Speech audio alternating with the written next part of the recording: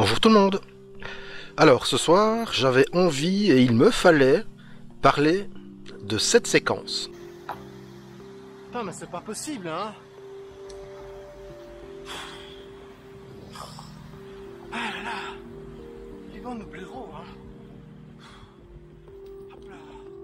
Bon, pour ceux qui veulent tout le contexte, c'est sur cette vidéo-ci, d'accord? Mais moi je voulais juste me concentrer sur juste la fin, le moment où je quitte le rond-point pour aller sur la voie cyclo-piétonne. Parce que certains m'accusent, hein, en plus de rouler sur le trottoir, alors que ce n'est pas un trottoir, de quitter le rond-point de cette façon-là en coupant la ligne blanche. Alors oui, effectivement, c'est ce que je fais, mais c'est pour pouvoir, encore une fois, me rendre sur la voie cyclo-piétonne. Et donc oui, je le rappelle, c'est bien une voie cyclo-piétonne. Notez d'ailleurs les véhicules à moteur qui sont stationnés dessus et en l'occurrence, ils n'ont absolument pas le droit.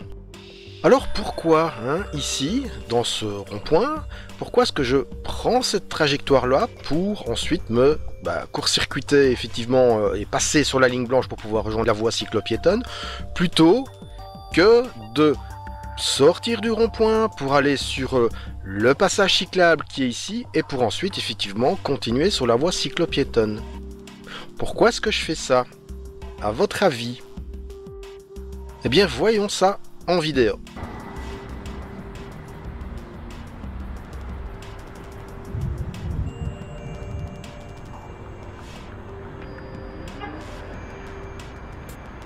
Ah, vas-y, monsieur, je vous en prie, hein.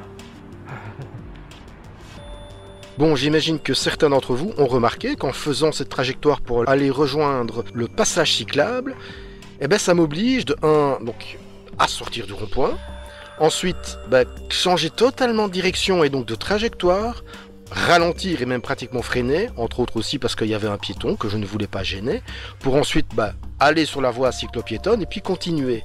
Ce qui est très dangereux avec les véhicules qui sont derrière moi. Mais oui, parce qu'il arrive très souvent d'avoir des véhicules ici qui, pratiquement forcent le passage et essayent de me dépasser dans le rond-point ou à la sortie du rond-point, et donc me collent. Et ça, c'est très dangereux. Et donc c'est pour ça que je ne prends pas cette trajectoire et que je préfère me mettre en sécurité en continuant une trajectoire courbe dans le rond-point et sortir juste dans l'axe de la voie cyclo-piétonne.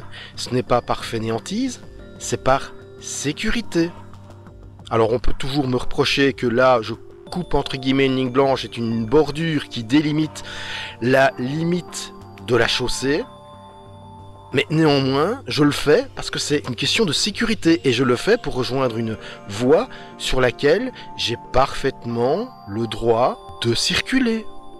Notez que moi, quand je reproche aux gens d'enfreindre le code de la route, c'est parce qu'ils mettent en danger les autres, et aussi, surtout, par fainéantise et égoïsme, parce qu'ils sont pas foutus de se bouger le cul pour se déplacer et de faire 20 mètres à pied. Là, ce n'est pas du tout le cas. Ici, c'est par sécurité, c'est pour ma propre sécurité, que oui, je fais cette petite entorse, entre guillemets, mais ce n'est pas une ligne blanche continue qui est au milieu d'une voie, clairement, d'accord? C'est juste une ligne blanche qui délimite la fin de la chaussée.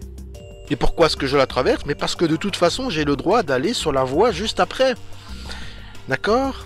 C'est pas de ma faute si l'infrastructure n'est pas correctement réalisée ici.